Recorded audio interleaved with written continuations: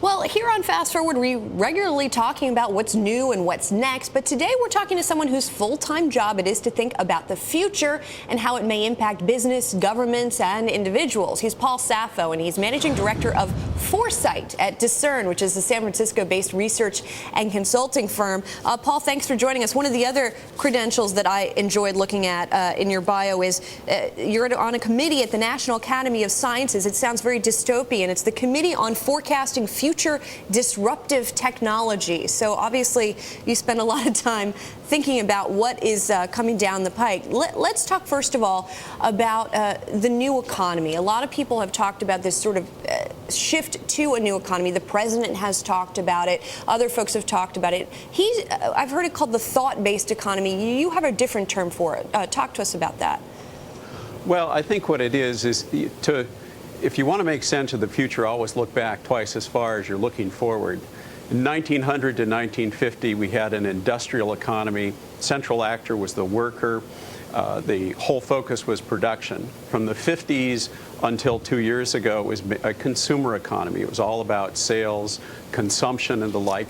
And I think we're in a new economy now where the new central actor is neither the worker, the person who produces, nor the consumer, the person who purchases, but a new actor who my term is creator. They may think they're producing, but in fact they're consuming, or they may think they're consuming, but in fact they're producing something. And if you look at the last decade of the web revolution, that comes into pretty clear focus. So in other words, if someone, I think the example you give is if someone types into a search term into Google, for example, sure. They're sort of acting in this dual role because Google uses that information and advertisers use that information, et cetera, right? Sure. Well, think of it this way. Google is a valuable resource for us, and yet nobody pays a subscription to Google, and yet the Google founders are richer than God. So how does that work? Well, it turns out you pay every time you do a Google search. You pay with the search string you put in. You just think it's valueless. But when added to all those other search strings, it's the basis of Google's economic model. So this economic model, I mean, aren't we pretty well already there? Or how much further do you think we're going to shift in that direction in the next several years? And what is that shift going to feel like? Well, we are there in the sense that we're a couple of years into it.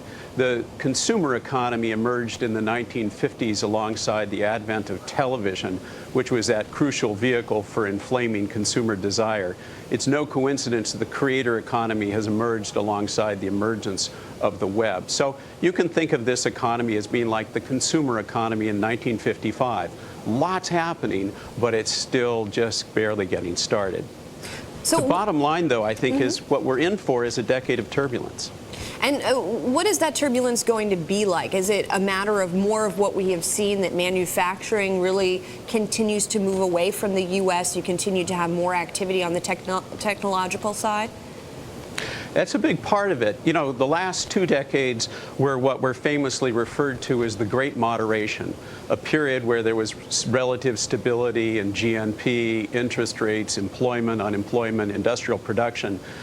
November 2008 was a crossover point, and the Great Moderation's now been replaced by the Great Turbulence, where, you know, the last 2 decades were periods of sunny weather punctuated by the occasional storm. The decade to come is going to be a period of stormy weather punctuated by occasional sunny spots. And with turbulence, of course, is opportunity. So the way I think of the next decade is it's vast opportunities, but it is definitely not a decade for the faint-hearted. Where might some of these opportunities lie for investors, for example? There obviously, anything that touches globalization wins. You know, we've already seen the shift from developed to developing markets. Offshoring continues. You know, you look for the fast water. Asia, the developing nations. One of the other trends that you talk about that I thought was interesting is the past couple of decades have been marked by a lot of folks coming from abroad to get their education in the U.S., many of them staying. That has started to reverse, even now with many Americans going abroad to be educated. And you think that's going to continue, and even the momentum of that's going to increase? Absolutely. You know, Americans were stunned by the arrival of outsourcing and offshoring in the early part of 2000, 2001. The next phase of this is a diaspora of native-born Americans moving abroad to new opportunities and naturalized Americans moving back to native countries. Obviously is happening in high tech already. Small trickle, but it's going to increase. Ambitious Americans moving to China, moving to India, who are engineers. But this is also about Iowa farmers moving to Brazil and starting farms there. Paul, what does all of this mean for America's role as economic and political powerhouse in the world?